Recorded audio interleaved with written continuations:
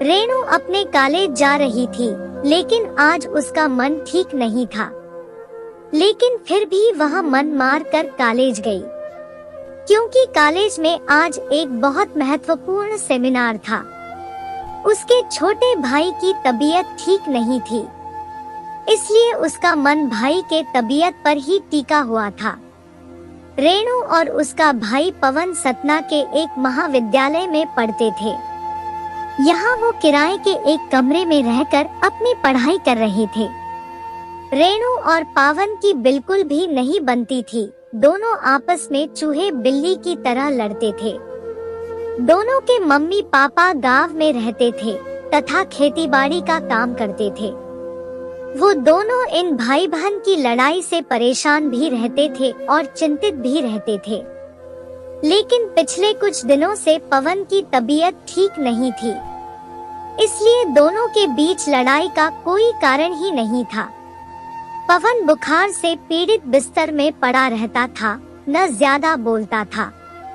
रेणु हमेशा गुस्से में पवन के मर जाने की कामना किया करती थी, पर यह सब वह गुस्से में कहा करती थी।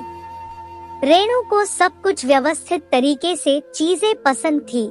पवन एक तो घर में सबसे छोटा और लाडला था तथा लापरवाह भी था, जिसकी वजह से कमरे में चीजें यहाँ से वहाँ अव्यवस्थित कर दिया करता था और रेणु की कई काम की चीजें गुमा दिया करता था, जिसकी वजह से दोनों के बीच में लड़ाई हुआ करती थी।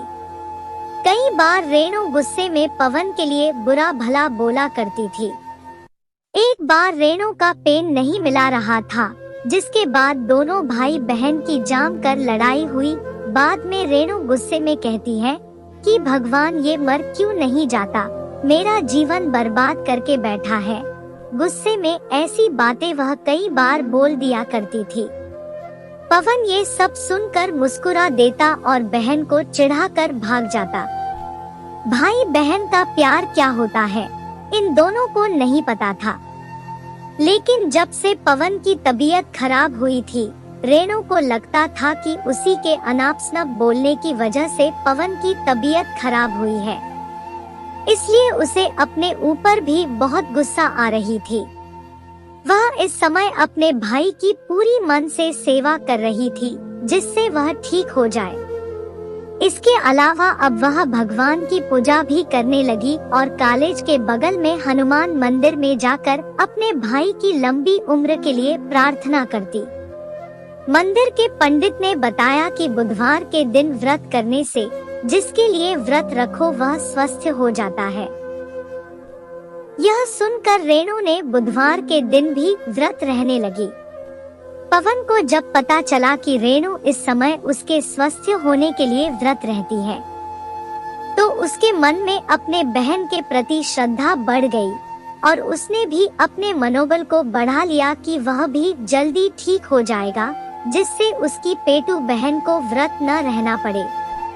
और धीरे धीरे कुछ ही हफ्तों में पवन ठीक हो गया।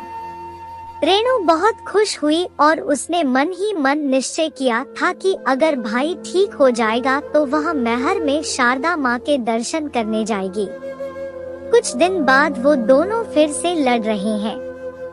आखिर भारत में भाई बहन का प्यार का मतलब ही है कभी एक दूसरे से लड़ना, तो कभी एक दूसरे के लिए दूसरों से लड़ना, तो कभी एक दूसरे के कपड़ों, पेन और बैग के लिए लड़ना। वीडियो अच्छा लगे तो लाइक, कमेंट और सब्सक्राइब करें।